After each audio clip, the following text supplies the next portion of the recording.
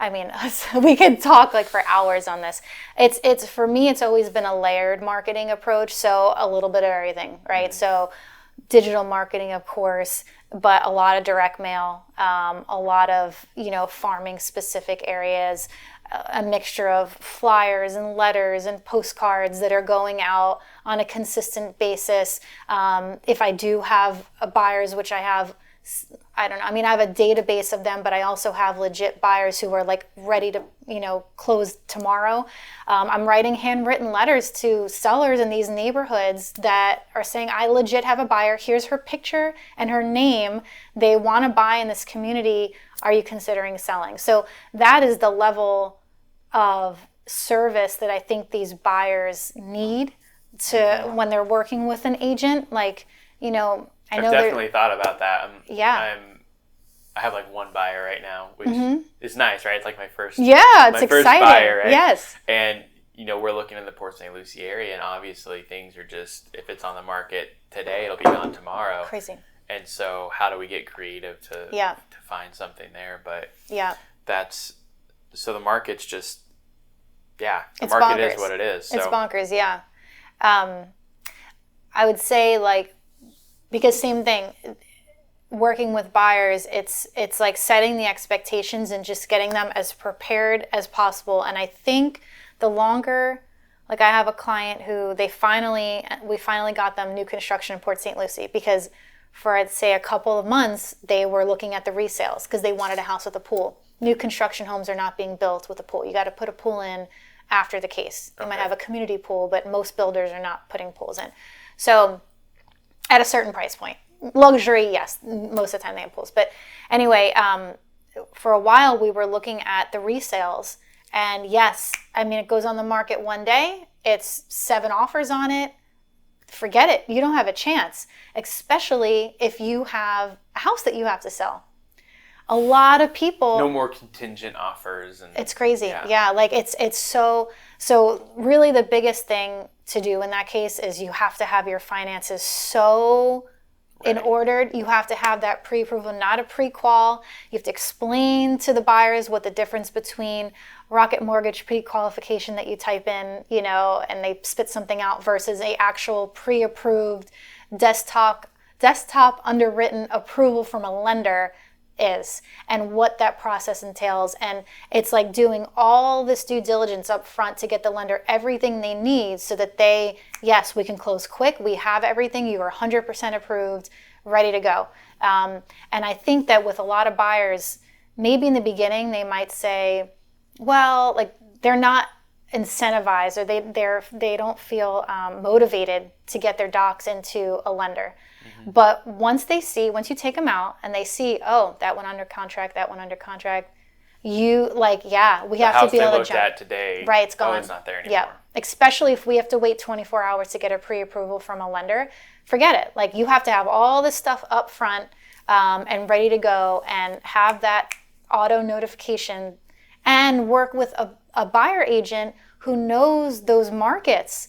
And they have their ear to the ground, and they know, oh, this neighbor's about to list soon, or this one's coming on the market next week. Let me call that listing agent and see if they'll just let us in for a quick peek. Or let's put an offer in sight unseen. Not every listing agent will accept that, but let's put an offer in. The second it comes on, full price. We have our inspection period to do our due diligence, but let's lock it up. So there's so many different strategies that you can use depending on the market right now. Very cool. What is that? I'm trying to think. Take me through a scenario like that where you have a buyer and this one house or these couple of houses in this one area, they're going really quick. What is your strategy for getting in that house that they want? Yeah, so it depends where that buyer is coming from. So I feel like the virtual buyer, the people who are out of state, out of town buyers, they get it and they put a lot of faith and trust in their buyer agent, and that's gold, and that's so valuable. And because they know they're out of state, there's no way they're going to get here to view the property. They're relying on that agent to know the market, do a virtual tour for them, get them in the door, and lock it up. So those buyers seem to be a lot more on top of it because they know they have to rely on one person down here for them. They have to do exactly what that agent tells them to do if they want this house. Whereas down here, when you're in the market, every day homes come on and off the market. So there's open houses, buyers will drive past it. So maybe there's not the same sense of urgency for some local buyers here because they're like, oh, if we miss this one, we'll get the next one. But when the time comes that they have to move, or for whatever reason it is job relo or they're selling, then I think it's, again, it goes back to making sure their finances are in order. The biggest part of it too is if they have a house to sell, and so what we call move-up buyers, right? Or even if they're downsizing. So they have to sell their current home to be able to get those proceeds and purchase the next home. So they basically have two options. One, they can sell their home, take the money, rent for a while, and then take their time to find the next home. Most people don't want to do that because they don't want to have to put their stuff in storage. They want to move right into the next. Money. Yeah, they have to rent. You got to find a rental. Like that's a whole nother process in itself. Or you can, try to time it so that you sell and close on the new home in that same day. It happens all the time. It's common practice here. There's a lot of moving parts. It has to be very well, coordinated and organized, but it happens all the time. But in this market, when homes are selling so quick, you got to strategize. You got to write a really strong offer to convince the seller to accept your buyer's offer, knowing that they have a house to sell. So what does that mean? Well, you got to have that house on the market and probably under contract. And it probably has to be past the inspection period. So if they have a house to sell and they're like, well, but we don't want to, because a common thing you'll hear from buyers is, well, but what happens when we put our house on the market and it sells? We're not going to have anywhere to go. We're going to feel rushed. Yes, like that. Right now, yes. Yes, yeah. Right now, that is the option. Or the first option, sell it.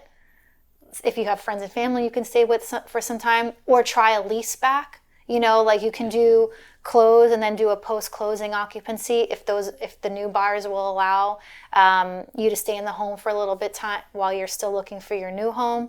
So there's so many different ways to structure the contract that will benefit them. But if they have to sell in order to buy, then they have to have their house on the market, most likely under contract, and that contract really has to be past the inspection period for a seller to feel comfortable.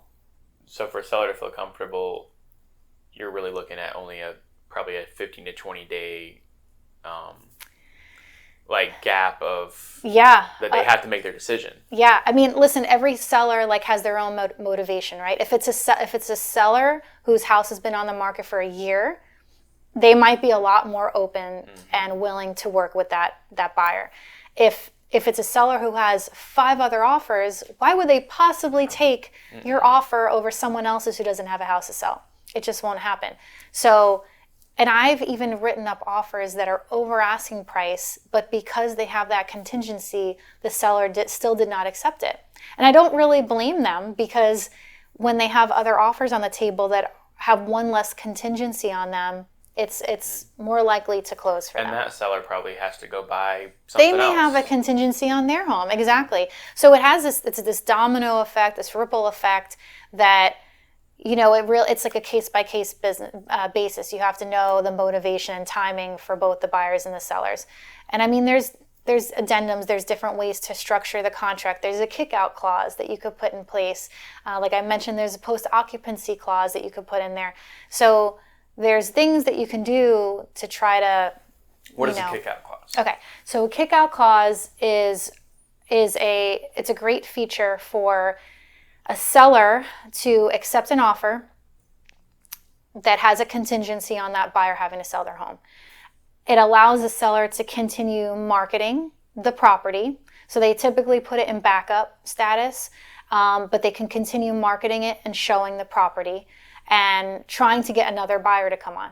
Okay, so they're under contract with the first buyer, but they have this kick-out clause which allows them to continue marketing it to get another buyer.